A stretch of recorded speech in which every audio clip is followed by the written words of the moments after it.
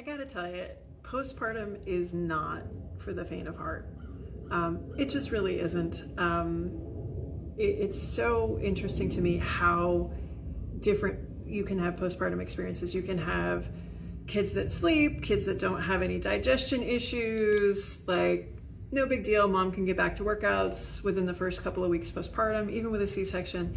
And then you can have moms that do all the right freaking things and kids got reflux or not sleeping, and mom's getting 4 hours of sleep that are like patched together. It's not like legit straight 4 hours.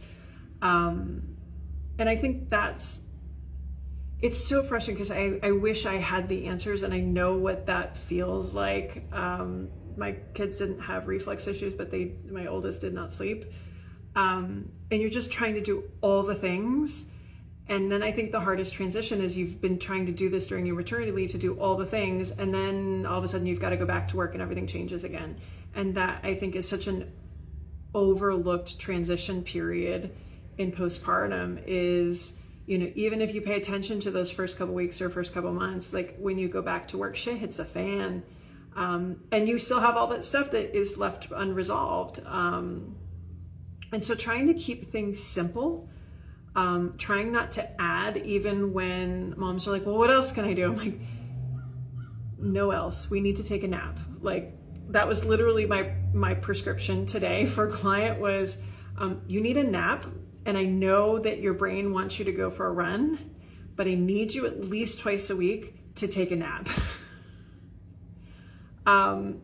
I don't know if there's any other time in my career that I would have said that to somebody, but again, with all the stuff that we know now about energy deficiency, when you have somebody as low estrogen, depression, somebody just mentioned my postpartum depression kicked off right when I went back to work. Yes, started weaning, breastfeeding, you're trying to get back into shape, you've got work coming, you've got stress, and if they're having all these issues, like, it's really, really easy to put yourself in a situation where you're having energy deficiency. And like Home Mama NYC just said, she's like, yeah, that's when my depression kicked in. I think it might also be kind of how we look at it too. We're like, oh, I just got to get through this first, 3 months and get it all organized. And then you realize, oh shit, this is the long game. You have no sense when you get pregnant what you signed up for at all. You just don't, and that's okay. It's probably better that we didn't, because you probably wouldn't have kids. I don't know. But I think, it's funny when I talk to people on the podcast, whether the researchers, moms, whatever, 99.44% of the time, I'm like, what's your best advice for new moms? And they're like, have grace for yourself, have patience. And you have to, in order to get through the shit show that sometimes those early postpartum months are. And when people are telling you, take a nap, take the nap. I know you're going to want to sit there and like go through your head of the list of all the things that need doing, or you're going to try and get ahead on stuff. Like, trust me, that stuff will be there tomorrow.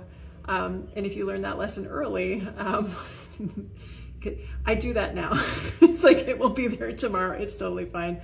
Laundry's in piles. Like, it's okay. Like, what are the things that absolutely have to be done? But again, it's that kind of stuff when it adds up to be so much, on top of lack of sleep, on top of, we're changing our nutrition because we're trying to help, our kids' digestion. Like, all of those things add up to energy deficiency.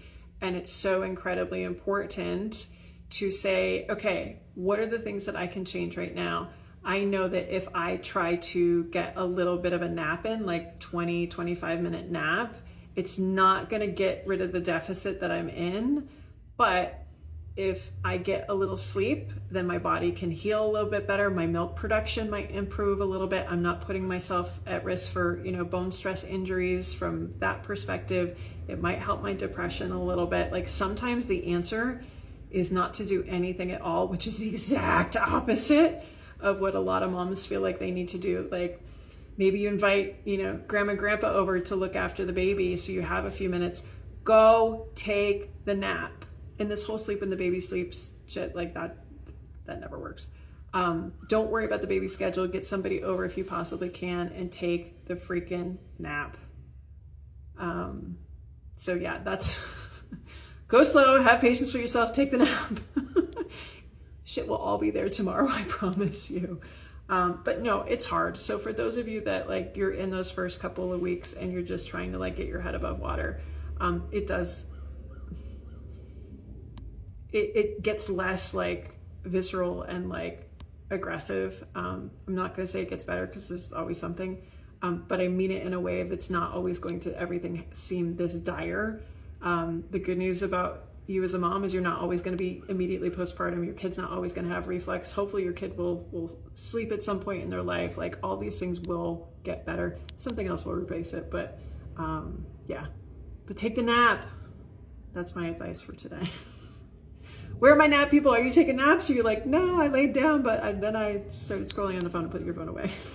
All right, that's my tip. What else you got?